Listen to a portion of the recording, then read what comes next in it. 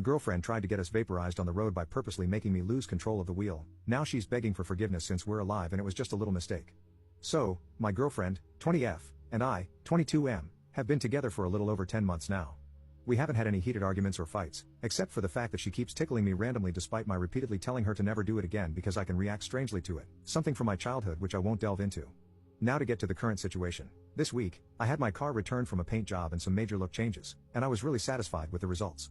So, I took a day off from work and took my girlfriend on a short trip outside the city. We drove to a lake, ate some food, and relaxed for a couple of hours until it got pretty dark. We decided to head back home to get some sleep as I had to go to work the next day, and she had an exam. On the way home, I started talking about how happy I felt with how the paint job turned out, and out of nowhere, she started tickling me. I pushed her hand away and told her to stop. She didn't stop. Instead, she reached for my ribs with both hands and got me swerving off the road. Thankfully, nobody was hurt, although my car got some deep scratches, but that doesn't even matter anymore, as I had already slowed down after her first attempt to tickle me. I'll admit that I yelled at her, "What the F is wrong with you?" as soon as we stepped out of the car, and she started crying, but I couldn't care less as I felt as if my veins were about to pop. When we got home, I told her to pack her things and go to her best friend, but she threw a tantrum and begged me to forgive her for what she describes as a little mistake. I didn't say a word. I simply stared in disgust and pointed to her luggage.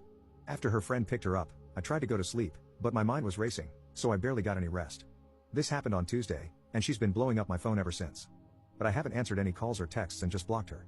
This led to her friend coming to my house and telling me to at least hear my girlfriend out. But I told her to F off and leave me alone, which made her tell me that I'm more in love with a car than with my girlfriend.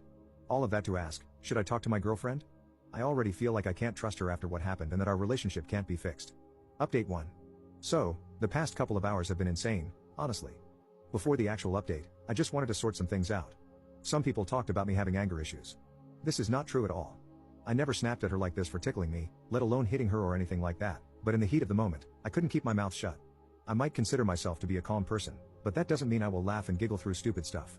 The actual crash happened at a speed that could have unalived us if I swerved in the wrong direction.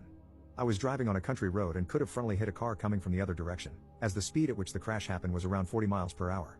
Regarding the tickling and childhood trauma, I mentioned that to my, now, ex-girlfriend around 3 months into our relationship. However, as many pointed out, I wasn't dating the sharpest tool in the shed, and it took me a while to realize it. So, I guess I might be a bit dumb as well, lol. I think I might have not been clear in my original post, but in my head, telling her to get out of my house was already a clear sign of our relationship status. Now to the actual update. After reading nearly all the comments, I decided to send my ex a message suggesting we meet face to face. Some people suggested that I should file a lawsuit, but my ex is still in uni and her parents can barely afford to help her. She obviously has done an insanely dumb stunt, but I don't want to punish her parents for it. The car is in the process of getting fixed, and I can afford it without major financial issues. Still, I took screenshots of her messages in order to have some proof in case the situation escalates. So, we met earlier at a coffee shop. She looked as if she had been crying for a long time, but it didn't change my mind at all. What shocked me was the fact that she leaned in for a kiss when she saw me, as if nothing had happened. I stopped her and told her that we needed to have a serious conversation. I explained that what happened wasn't because of the car itself, but because of her disrespecting my boundaries and not thinking for a second about what might happen if she did that. Besides that, I also felt disrespected by the fact that her best friend came knocking at my door to demand things, despite not having any right to do so. This led me to ask my ex if she told her best friend the truth or if she lied about the situation. She said that she only told her friend that we had a small car crash and that I was pissed at her. Hearing that made me feel disappointed as hell, but I did my best to remain calm. I told her to tell the real story to her friends and family, and she raised her voice and told me that I'm accusing her of being a liar. This led to a 15-minute discussion about how the crash was solely her fault and how she put our lives at risk. I asked her if everything was clear to her about our situation, and her response was, "Yep, 100%, can we go home now?" That honestly shocked me. I told her that there's no way we could be back together and suggested she should be more careful and considerate with her future partner. Her reaction was all tears, shaking, and begging me to reconsider my decision, but I just can't look at her the same. I explained again that for me, it wasn't a small mistake she made, it was a full-on stupid decision that shouldn't be made by an adult, as it could have resulted not only in us getting seriously hurt or worse but also in innocent people getting involved. She just thinks I'm exaggerating, and this back and forth argument led to her asking if there's someone else in my life and if I'm just using the accident as an excuse. I denied it and told her that she's too selfish to even realize that she broke my trust and disrespected me by saying this crap.